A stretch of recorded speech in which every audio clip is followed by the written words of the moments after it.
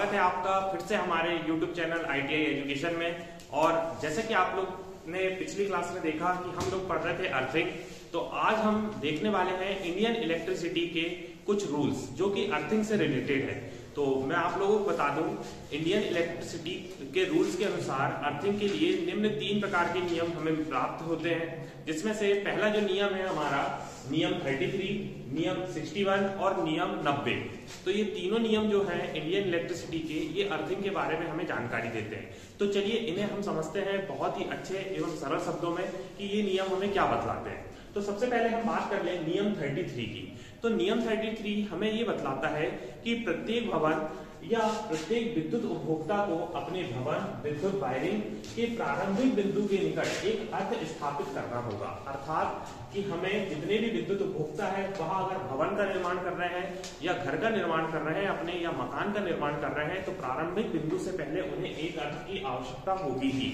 आप लोगों को बता दें कि अर्थ का जो वायर होता है इसका कलर होता है ग्रीन, तो हमें हरे कलर के वायर का प्रयोग करना पड़ता है अर्थ के लिए। जबकि अगर हम फेस की बात करें तो फेस के लिए हम 3 प्रकार के वायर का यूज करते हैं, R, Y, B।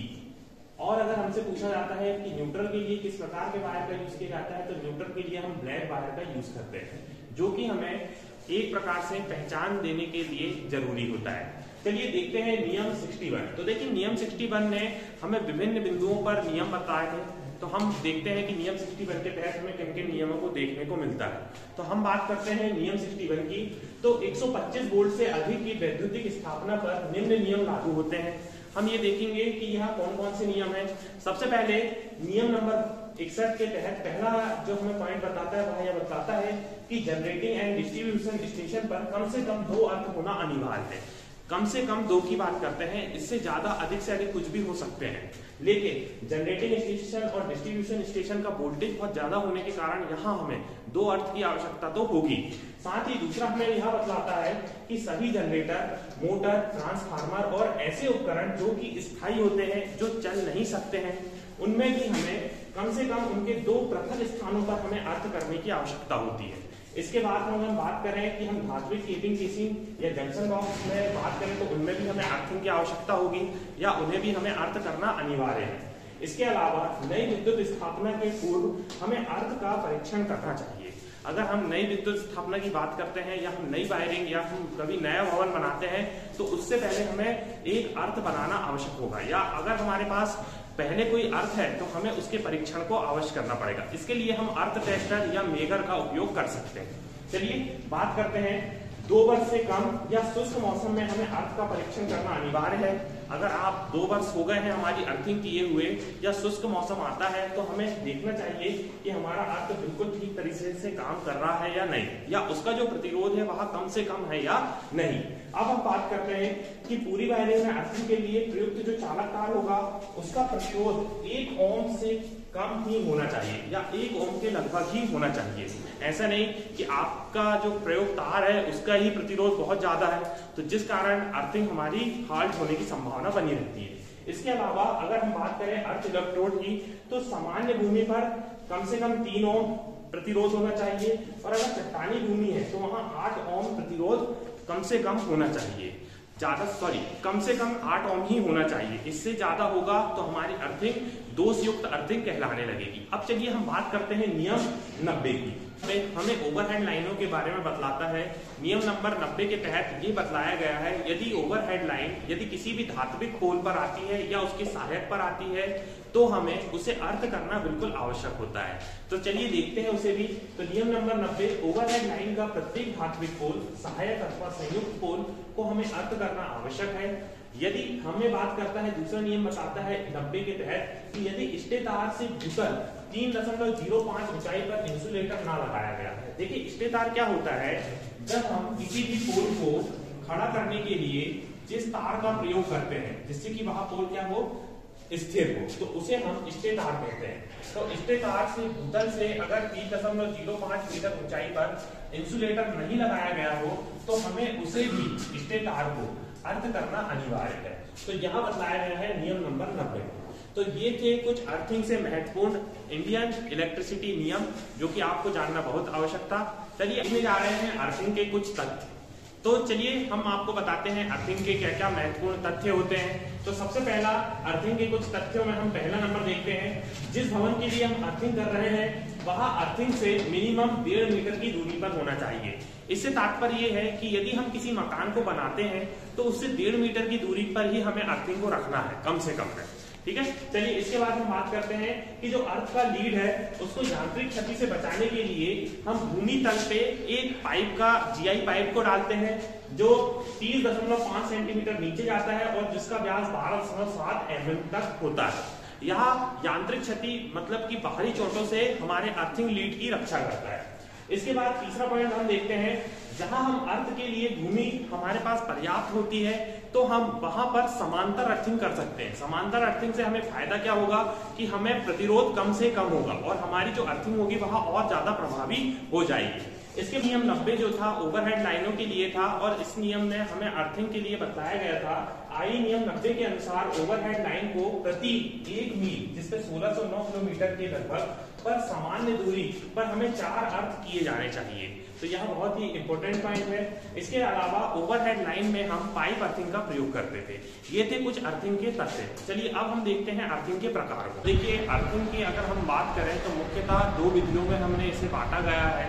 एक होती है प्लेट अर्थिंग और दूसरी होती है पाइप अर्थिंग। अगर हम बात करें प्लेट अर्थिंग और पाइप अर्थिंग के अलावा भी कुछ अर्थिंग को प्रकार होते हैं, जैसे कि रॉड अर्थिंग, ट्यूबवेल अर्थिंग। तो ये सारी जो अर्थिंग होती है ये हमारे लिए विभिन्न क्षेत्रों में की जाती है, लेकिन मुख्यतः अगर हम बात करें तो हमें 2 अर्थिंगों को महत्व देना होता है, जिसमें से सबसे प्रमुख पाइप अर्थिंग और प्लेट अर्थिंग होती है। अगर हमसे बात करते हैं कि हमारी ये दोनों अर्थिंगों को कैसे और कहाँ उपयोग लिया जाता है तो आप इस वीडियो को जरूर देखें, यह बहुत ही ज़्यादा आपके लिए लाभदायक होने वाला है। तो चलिए शुरू करते हैं। सबसे पहले हम बात करेंगे प्लेट अर्थिंग की। तो ऐसे स्थान या ऐसे नमी वाले स्थानों पर हम प्लेट अर्थिंग का उपयोग करते हैं। प्लेट अर्थिंग नमी वाले स्थानों में सबसे ज़्यादा उपयुक्त होने वाली अर्थिंग होती है। प्लेट अर्थिंग की अगर हम बात करें तो किन किन सामग्रियों का यूज़ किया जाता है, प्लेट अर्थिंग किस प्रकार तैयार की जाती है, चलिए हम जानते हैं इस वीडियो में। तो सबसे पहले हम बात कर लेते हैं अर्थिंग की विधियों की। तो अर्थिंग की विधियाँ मुख्यतः 2 प्रकार की होती है, जिसमें से पहली प्लेट अर्थिंग और दूसरी पाइप अर्थिंग। प्लेट अर्थिंग की बात करें तो हमने इसे नमी वाले स्थानों पर सबसे ज़्यादा उपयुक्त इसे माना जाता है। इसमें हम 90 सेंटीमीटर लंबा और 90 सेंटीमीटर चौड़ा भूतल पर गड्ढा खोदते हैं तथा उसकी गहराई 1.5 से 3 मीटर तक रखी जाती है, जब तक कि हमें नमी प्राप्त न हो। हमें नमी जिस स्थान पर प्राप्त होगी, जैसे कि हम जब 1.5 मीटर इसका मिनिमम है, अगर 1.5 मीटर पे हमें नमी प्राप्त होती है तो हमें गड्ढा वहीं तक खोदेंगे और अगर हमें नमी प्राप्त नहीं होती तो हमें अधिकतम 3 मीटर तक इसे खोदना पड़ेगा। इसके बाद अर्थिंग प्लेट को हम उस गड्ढे में ऊर्ध्व स्थिति अर्थात खड़ी स्थिति में गाड़ते हैं और जो हमारी अर्थिंग प्लेट होती है कॉपर की होती है। इस पर हम एक वायर जो कॉपर का वायर होता है इसे ले जाकर हम ऊपर अर्थ देने का कार्य करते हैं। तो अर्थिंग प्लेट को हमने ऊर्ध्व स्थिति में ही हमें गाड़ना होता है। चलिए इसके बाद हम देखते हैं उसके चारों ओर 15 सेंटीमीटर मोटी नमक और चारकोल की हम एकांतर क्रम में परत लगा देते हैं। पहले नमक डालेंगे, फिर चारकोल डालेंगे, फिर नमक डालेंगे, फिर चारकोल डालेंगे। ऐसे कर हम उसके 15 सेंटीमीटर मोटी एक नमक और चारकोल की परत लगाते हैं। फिर इसके बाद हम अर्थ प्लेट जो होती है हमारी उसके ऊपर उस पर नमी देने के लिए एक फनल, एक पाइप की सहायता, जीआई पाइप की सहायता से ऊपर एक फनल लगा देते हैं, जिस पर कि हम समय समय पर पानी डालते रहें और नमी हमारी बनी रहे। अगर आपसे पूछा जाता है कि ये नमक और चारकोल किस लिए डाले गए तो ये भी आप लोगों को ध्यान रखना है कि हमारी अर्थिंग पर नमी बनाए रखने के लिए हम इनका प्रयोग करते हैं। इसके बाद हम देखते हैं अर्थ प्लेट पर अर्थ लीड को यांत्रिक क्षति से बचाने के लिए जीआई पाइप का प्रयोग करते हैं। जब हमारी जो अर्थ प्लेट होती है उस पर हमारी अर्थ लीड होती है उसको हम ऊपर तक लेकर आते हैं। अगर हम वैसे ही इसको लेकर आएंगे तो वहाँ हमारी यांत्रिक क्षति या मिट्टी के दबाव के कारण टूट सकती है और यही हमारी अर्थ की महत्वपूर्ण भूमिका निभाती है। इसके कारण उसको कवर करने के लिए हम उस पर एक जीआई पाइप लगा देते हैं। साथ ही अर्थ प्लेट के बगल पर भी हम एक जीआई पाइप लगाते हैं जिसके ऊपर एक फनल लगा देते हैं, जिस पर हम समय समय पर पानी डालते रहते हैं ताकि नमी हमारी बनी रहे। उसको पूरा करने के बाद हम कंक्रीट का एक बॉक्स बना देते हैं और उसके ऊपर हम एक ढक्कन लगा देते हैं और अर्थिंग हमारे घरों पर हम कनेक्ट कर देते हैं। इस प्रकार हमारी जो प्लेट अर्थिंग होती है यहाँ पूरी तरह से कंप्लीट होती है। अब चलिए हम बात करते हैं कि प्लेट अर्थिंग में क्या क्या सामग्री लगती है, किन किन सामग्री को कितना कितना मात्रा में और कैसे हम याद करेंगे। चलिए इसको भी समझते हैं। चलिए देखते हैं प्लेट अर्थिंग को। तो प्लेट अर्थिंग के बारे में आपके सामने मैंने डायग्राम बना दिया हूँ कि प्लेट अर्थिंग को किस प्रकार करते हैं हम। तो प्लेट अर्थिंग में सबसे पहले हम अर्थिंग प्लेट लेते हैं जो कि हमारी 60 सेंटीमीटर लंबाई और 60 सेंटीमीटर चौड़ाई की होती है। इससे पहले का जो कार्य होता है वो हमने देखा था कि सबसे पहले हमने 1.5 से 3 मीटर तक के लिए एक गड्ढा खोदा था, जिसमें जहाँ तक हमें नमी प्राप्त ना हो तब तक हमने खोदा था। तो मैंने एक डायग्राम जो बनाया है मैंने 3 मीटर मान लिया है। फिर मैंने एक अर्थिंग प्लेट ली जो कि कॉपर की थी और इसे मैंने ऊर्ध्व स्थिति अर्थात खड़ी स्थिति पर गड़ा दिया था। अब इस प्लेट के लिए मैंने एक कॉपर वायर लिया था जो कि जिसे मैंने अर्थ लीड या संयोजन के लिए कॉपर वायर लिया था, जिसे मुझे अर्थ के लिए वायर बनाना था। अब ये अगर मैं सीधा ले लेता तो हो सकता था कि ये जो उदल है या जहाँ मिट्टी है इसके कारण ये यांत्रिक क्षति में टूट सकता था। इसलिए मैंने यांत्रिक क्षति से बचाने के लिए इस पर एक GI पाइप का उपयोग किया। तो GI पाइप का मैंने उपयोग कर लिया। तो GI पाइप इसे यांत्रिक क्षति से बचाता है। फिर इस अर्थिंग प्लेट के चारों ओर मैंने नमक और चारकोल एकांतर क्रम में 15 सेंटीमीटर की मोटी परत चढ़ाई, जिससे कि इसका जो टोटल हम बात करें लंबाई और चौड़ाई की तो ये 90 सेंटीमीटर लंबा और 90 सेंटीमीटर चौड़ा हो गया। अब इसे हमें ऊपर से पानी देने के लिए मैंने एक पाइप लिया जो कि इससे 1 फीट ऊपर की ओर होना चाहिए। अगर मेरा गड्ढा 3 फीट का है तो मैं 3 मीटर 1 फीट एक्स्ट्रा लेकर उसको चलूंगा। तो मैंने 1 फीट ऊपर पाइप लिया, उस पर मैंने फनल लगा दिया। फनल एक प्रकार की चाड़ी होती है जिससे कि हम पानी देने का कार्य करेंगे जहाँ तक हमारी अर्थिंग प्लेट पर पहुँच जाए, जो कि हमारी अर्थिंग प्लेट की नमी बनाए रखेगी। फिर मैंने इस पूरे को सीमेंट के चैम्बर से कंप्लीट कर दिया ताकि बारिश या किसी भी मौसम में इस पर किसी भी प्रकार की दिक्कत ना आए। और मैंने इसके ऊपर एक डलवा लोहा का ऊपर से एक बॉक्स लगा दिया ताकि ये सुरक्षित रहे। तो ये थी हमारी पूरी की पूरी प्लेट अर्थिंग। अब हम बात करते हैं इस पे उपयोग होने वाले पार्ट्स की। तो चलिए उसे भी हम देखते हैं होने वाली सामग्री के बारे में। तो सबसे पहले हम बात करेंगे अर्थिंग प्लेट की। तो जो हमारा सबसे पहला जिसका हम उपयोग करते हैं वह है अर्थिंग प्लेट। तो अर्थिंग प्लेट के बारे में जानते हैं। अगर हम बात करें अर्थिंग प्लेट की तो ये 2 धातुओं की हम यूज में लेते हैं। साधारणतः हम तांबा या GI की प्लेट का उपयोग करते हैं। या तो हम तांबे का भी यूज कर सकते हैं या तो GI की प्लेट का भी हम अर्थिंग के लिए अर्थ प्लेट बनाने के लिए यूज में ले सकते हैं। अगर बात करते हैं तांबे की प्लेट की तो साधारणतः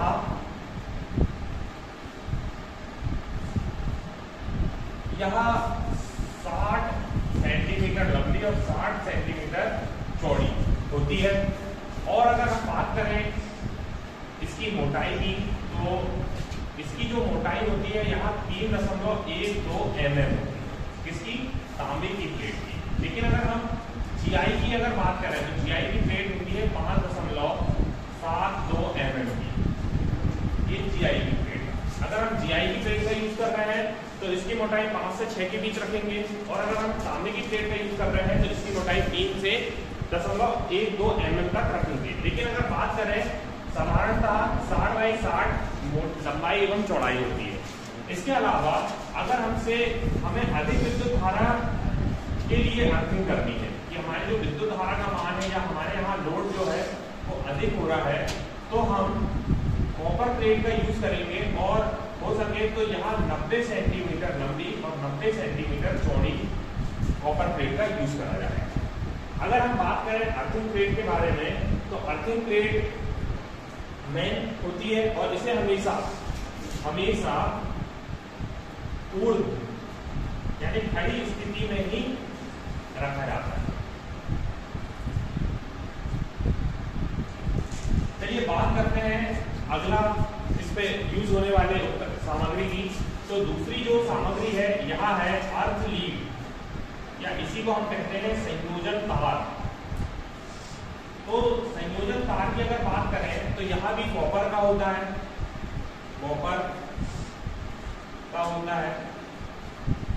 और ये जो तार होता है ये 8 LWG standard wire gauge 8 LWG का प्रयोग में दिया जाता है। इसके अलावा अगर हमसे बात करें तो तीसरी जो सामग्री है जो इस पे यूज होती है वह होता है नमक और चारकोल। अर्थ में नमी बनाने के लिए नमक और चारकोल का यूज किया जाता है।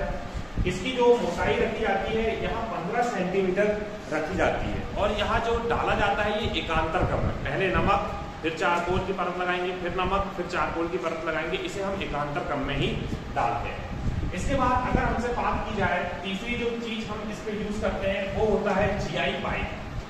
GI पाइप से आपको आशा होगा एक प्रकार का पाइप है जो कि गैल्वेनाइज्ड आयरन का बना हुआ होता है और साधारणतः इसकी जो लंबाई होती है यहाँ हमारी गड्ढे खुदे हुए से 1 फीट अधिक होती है। जैसे कि अगर हमारा गड्ढा 3 मीटर का है तो हमें 3 मीटर से 1 फीट अधिक रखना पड़ेगा, तो ये GI पाइप होता है। इसके अलावा अगर हम और देखें इसमें जो हमारे यूज वाला चीज है तो इसमें हम सीमेंट के चैम्बर का यूज करते हैं। सीमेंट का चैम्बर की अगर हम बात करें साइज की तो सीमेंट का चैम्बर हम 60 सेंटीमीटर लंबा और 60 सेंटीमीटर चौड़ा बनाते हैं। ये सीमेंट का चैम्बर होता है। इस पे हम फनल का यूज करते हैं। फनल जो होती है यहाँ जल को डालने के लिए हमारी अर्थिंग तक कार्य करती है। इसके अलावा अर्थ लीड को सुरक्षा से बचाने के लिए भी हम GI पाइप का यूज करते हैं जो भी गैल्वेनाइज्ड आयरन का होता है और वहाँ उसकी जो लंबाई होती है वहाँ भी 2.5 से 3 मीटर के बीच में होती है। तो ये थी सामग्री जो कि हमने प्लेट अर्थिंग के बारे में जान ली। अब चलिए जानते हैं प्लेट अर्थिंग के बाद पाइप अर्थिंग का। लेकिन आपको याद रखना है कि प्लेट अर्थिंग का उपयोग हम नमी वाले स्थानों में ही करते हैं। चलिए देखते हैं पाइप अर्थिंग। चलिए अब हम देख रहे हैं पाइप अर्थिंग। तो सबसे पहले मैं आप लोगों को बता दूं, हमने अभी प्लेट अर्थिंग देखी। प्लेट अर्थिंग का उपयोग हमने नमी वाले स्थानों के लिए उपयुक्त माना। अब हम बात करते हैं पाइप अर्थिंग की। तो पाइप अर्थिंग का उपयोग हम सभी स्थानों पर कर सकते हैं। तो चलिए पाइप अर्थिंग को समझते हैं। तो पाइप अर्थिंग करने के लिए सबसे पहले हम 30 सेंटीमीटर लंबाई और 30 सेंटीमीटर चौड़ाई का एक गड्ढा खोदते हैं। जो गड्ढा 2.5 मीटर से 4 मीटर तक गहराई पर खोदा जाता है। अब 2.5 मीटर से 4 मीटर तक की गहराई लगभग 12 फुट से 15 फुट तक का हम यहाँ गड्ढा खोदेंगे। अब चलिए इसमें सबसे ज़्यादा जो महत्वपूर्ण योगदान देता है वह देता है GI पाइप। और GI पाइप हम इसमें 3 प्रकार के GI पाइपों का प्रयोग करते हैं। तो समझते हैं इसको थोड़ा सा आसान शब्दों में। तो देखिए सबसे पहले हमने एक पाइप लिया जिसे हम अर्थ पाइप कहते हैं। यही अर्थ पाइप हमारे लिए अर्थिंग की लीड निकालने का कार्य करेगा। तो ये अर्थ पाइप जो होता है ये सामान्यतः 38 mm का GI पाइप होता है जिसका उपयोग हम अर्थ पाइप बनाने के लिए करते हैं। इस अर्थ पाइप नीचे की ओर से 30 अंश कटा हुआ होता है। इस अर्थ पाइप को हम जो हमने गड्ढा खोदा था उस पर हमने गाड़ दिया, उस पर हम गाड़ देते हैं और इसके ऊपर कोयला नमक की एकांतर क्रम में 15 सेंटीमीटर मोटी एक परत जमा देते हैं। अब हम बात करते हैं इसके अगले चरण की। तो देखिए इसका ऊपर की ओर हम 19 mm का GI पाइप लेते हैं। अब ये जो 19 mm का हम GI पाइप लेते हैं इसका उपयोग हम फनल लगाने के लिए करते हैं ताकि नमी बनाए रखने के लिए ऊपर से जल डाल सके। अब इसके बीच आपको गैप दिख रहा होगा, ये गैप दर्शाता है कि इसके बीच में जो लगा हुआ पाइप है यहाँ 19 mm GI पाइप है। अब इसके ऊपर जब ये फनल लगा देते हैं तो इसी पर हम 12.7 mm का एक और GI पाइप देते हैं जो अर्थ लीड हमारी जो अर्थिंग की लीड निकलती है उसके लिए यहाँ कार्य करता है। यहाँ लगा देते हैं तथा ऊपर की ओर हम एक कंक्रीट का चैम्बर लगा देते हैं और उसके ऊपर हम लोहे का कवच लगा देते हैं, कवर लगा देते हैं और इस प्रकार हमारी जो पाइप अर्थिंग थी वह तैयार होती है। अब हम देखते हैं कि इसमें उपयुक्त होने वाली सामग्री कौन कौन सी है। तो सबसे पहले तो मुख्य सामग्री इसमें GI पाइप है। तो GI पाइप हम इसमें 3 प्रकार के उपयोग करते हैं। एक रहता है 38 mm का जो कि 38 mm मोटाई का होता है, जो कि 2.5 मीटर लंबा होता है, जिसमें 12 mm के अनेक क्षेत्र बने हुए होते हैं। दूसरा जो GI पाइप का हम यूज करते हैं वहाँ 19 mm व्यास वाला होता है और लगभग 1.2 मीटर लंबा होता है। इसका उपयोग हम नमी बढ़ाने के लिए ऊपर से जल डालने के लिए करते हैं, पानी डालने के लिए इसी पाइप का हम यूज करते हैं। तीसरा एक और पाइप का हम यूज करते हैं जिसका व्यास 12.7 mm होता है और इसका उपयोग हम अर्थिंग तार के लिए करते हैं। दूसरी सामग्री की बात करें तो दूसरी मुख्य सामग्री नमक और चारकोल है जिसकी हम 15 सेंटीमीटर की एकांतर क्रम में परत बनाते हैं। तीसरी अगर हम बात करते हैं, तीसरी बात होती है अर्थ लीड या संयोजन तार, जो कि आप दिख रहा है जो अर्थिंग का कार्य करता है। तो यहाँ कॉपर का बना होता है और इसका जो गेज होता है यहाँ 8 HWG का होता है। इसके अलावा हम सीमेंट कंक्रीट का यूज करते हैं, जिसका हम बॉक्स बनाते हैं ताकि ये चैम्बर ऊपर बना होता है ताकि ये फनल और हमारे लगे हुए किसी भी प्रकार के पाइप को सुरक्षित रख सके। ऊपर एक लोहे का कवर बनाया जाता है ताकि ये बाहरी चोटों से हमारे अंदर की चीजों की रक्षा करे। ये पूरा कंक्रीट का बना होता है और इस प्रकार पाइप अर्थिंग हमारी तैयार हो जाती है। और इसका सबसे मेन फायदा ये होता है, एक तो यहाँ सभी प्रकार की अर्थिंग में कार्य करती है और अधिक विद्युत धारा का भी हम इस पर यूज कर सकते हैं, इस अर्थिंग के लिए हम यूज कर सकते हैं। इसका डिसएडवांटेज की बात करें तो इसमें कुछ हानियां हमें देखने को मिलती है, जिसमें कि पहली हानि होती है कि इसके लिए हमें बहुत ही लंबा या गहराई का हमें गड्ढा खोदना होता है, जो कि थोड़ा सा मुश्किल होता है और ऐसे स्थानों पर हम इसका उपयोग नहीं कर सकते जैसे कि जहां बहुत ज्यादा नमी है। ठीक है, तो इसके यही तक थी हमारी पाइप अर्थिंग। आप लोगों को आशा करता हूँ समझ में आई होगी। इसके अलावा जो भी हमारी अन्य अर्थिंग है उसे हम अगली वीडियो में देखेंगे। धन्यवाद।